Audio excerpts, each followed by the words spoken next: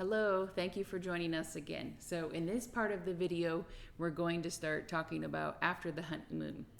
Okay, so we're now back in our apartment in California. Correct. And remember in the beginning of the story when we were getting to know each other, he had said to me, would you be okay? I mean, you have to know that marrying an African entails that maybe someday that the family would come from out of country and need somewhere to stay if they come to America, and they need someone to help them for a while until they can get on their feet. And he asked me if I was okay with it. I said yes, of course, because family's important and we need to help each other out. So I was like, okay, that's fine.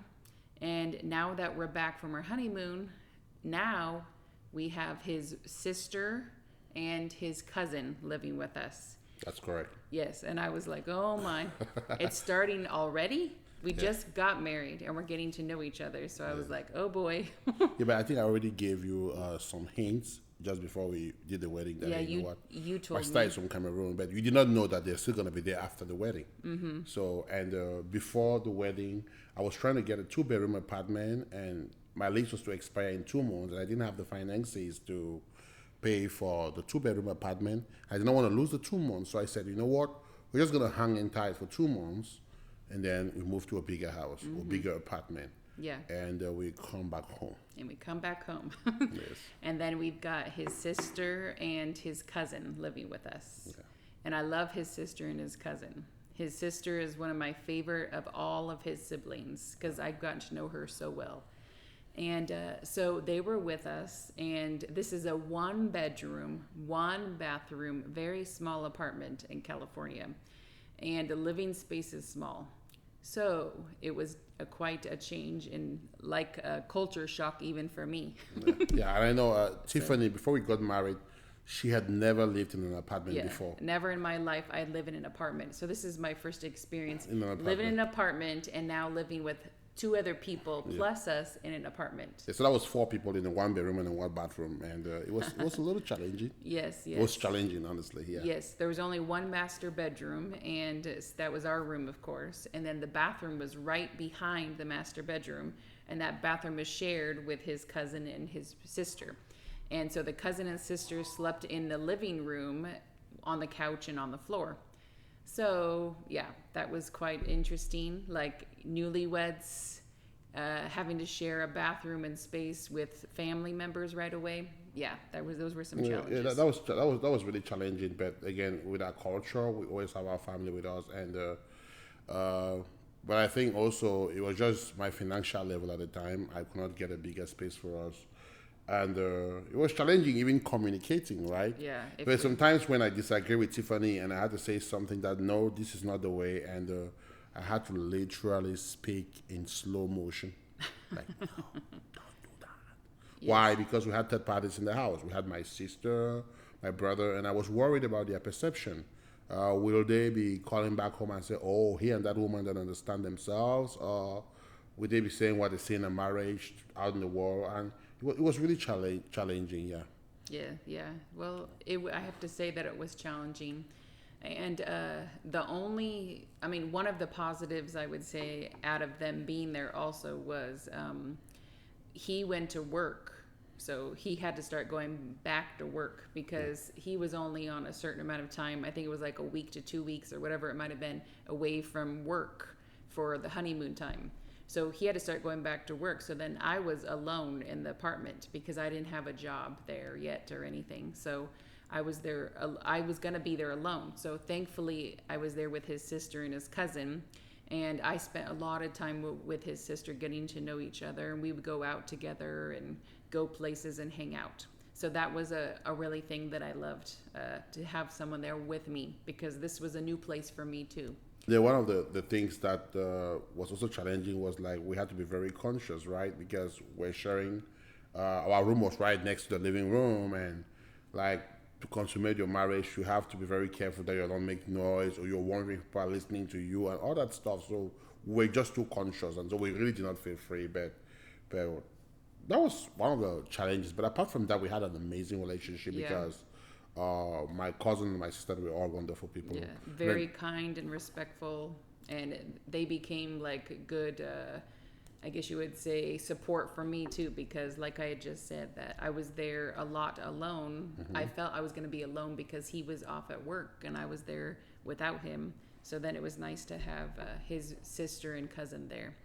So the first day I was about to return to work, and it was morning, and she had to make breakfast for me. So she made Eggs. eggs. I You're made right. eggs. She made eggs, and oh boy, those eggs tasted really bad. Yeah, well, I guess I didn't add enough salt. Yeah, so I tried it. It was So- so plain, and I'm like, it was just so plain, and I'm like, is this the eggs I'm gonna eat? She's like, yes, and since I didn't like it, I went to the refrigerator and I made my own eggs. She was not very happy about that, and I let her eat her own eggs, and I made my own, which I think was nicer. Yes, well, I was like, how come you can't eat the eggs I made for you? So he could have added hot sauce or something to make it have more flavor, but he decided he didn't like my eggs, so he made his own eggs. So, and I had said to him, well, when my mom and dad first got married, my mom had made him donuts, homemade donuts, and I guess they turned out really bad because they were dripping with oil, with oil. And my dad just ate it because he loved her so much that he was just gonna choke down the oily donuts. Yeah, and a few years after marriage, I said that story to the dad that Yeah. Tiffany said you ate the bad donuts your wife made when you guys just married, and the dad's like, no, I trashed it. I didn't eat it. I'm like, okay, I didn't do bad. And that was one of the main challenge for me also about marriage, because when you just get married, you could be very, very honest, and that honesty is not going to help you. Like you tell your wife that the eggs don't taste good. There are better ways of saying that.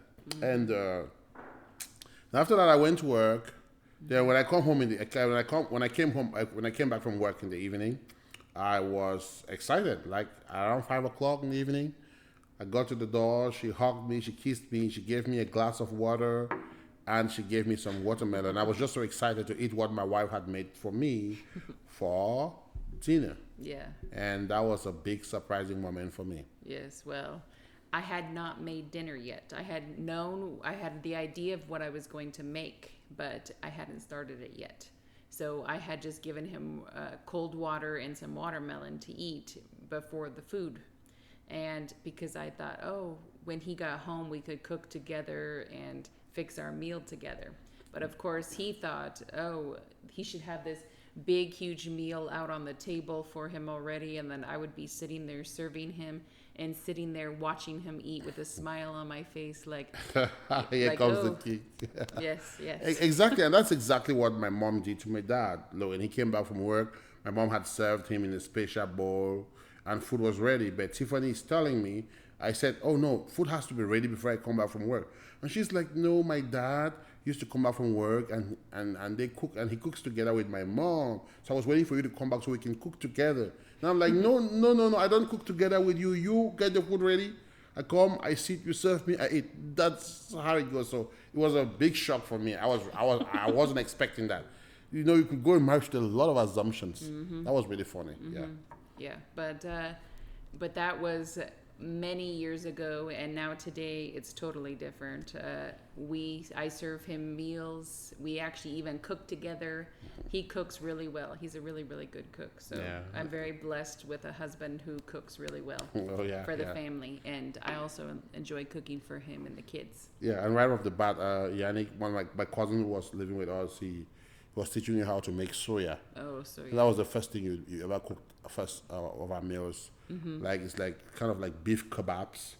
In West Africa, we call it soya. So she made some of that for us, and I really enjoyed it. And that was like the beginning of our marriage. We would go on to meet a lot of different challenges, different things that did not necessarily align together with both cultures. But one of the things I would say is one of the best advice I received from my older sister. She said, "Stans, she's from the West. You're from Africa.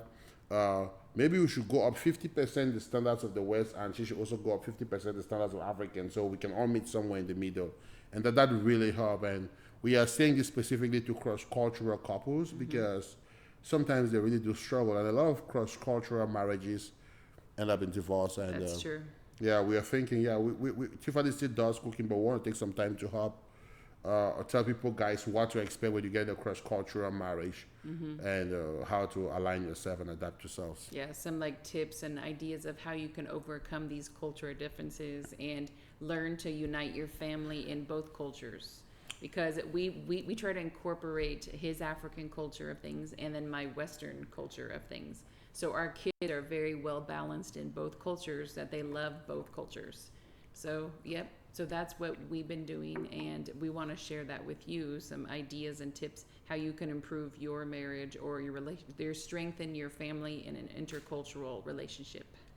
And even those who are not cross-cultural, I promise you, you're it going to works. learn a lot Yeah. of nuggets along the way. Yep. Yeah. I think even people who maybe the wife and husband are both born in America, they come from different backgrounds. They come from different regions of America, because some areas in the South are totally different than the places in the North where I'm from. So they could learn a lot about each other and different culture differences, how they can unite their family and their differences together. But I have a question for you. So if you knew everything that happened for us for the first, like the honeymoon phase, and like and coming back to the apartment and having your family there, and knowing that us as newlyweds were going to come back to this apartment, would you have changed anything or done anything different? No, there is no way I would have put my family out of the house. It's just not going to happen. My younger sister, my cousin, because it's just our culture. But I would have tried to maybe earn more money to get out of the place faster. That would have been the best way for me to have handled things. If I had to do it all over again, would I do the same thing? Yeah, I would still have family, because one, I had an understanding wife, and but I would try to make it more comfortable. 4 people sleeping in one bedroom. It was not the best option. It's a challenge. It was a challenge. It's a challenge. But it lasted just 2 months. Yeah. And I have a question for the audience, right? Would you move in with your husband if you have in-laws present in the house?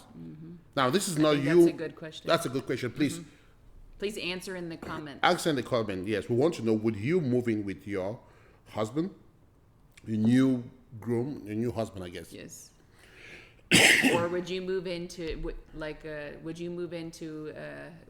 together, knowing that you're going to be having cousins or aunts, uncles, sister, brothers, or whatever living with you? Would you move in together like that right away? Yeah, and this is it's much different from those who get married like a couple and then moving with their mother-in-law and father-in-law. This was our place, so we had some autonomy over that location, Yeah, right? yeah. So, but I would not recommend anyone marrying and moving in with their in-laws. I think it's a nightmare. Yeah, I don't think that's a good Yes, into idea the in-laws' sometimes. house, but in our place, I could, yeah, yeah. Yes. Well, But I thank you so much for watching Seasoning Angels. As always, we always love and appreciate all of you guys. And we will continue to be making more wonderful videos for you all. And we look forward to talking to you soon. Thank you. Bye. bye.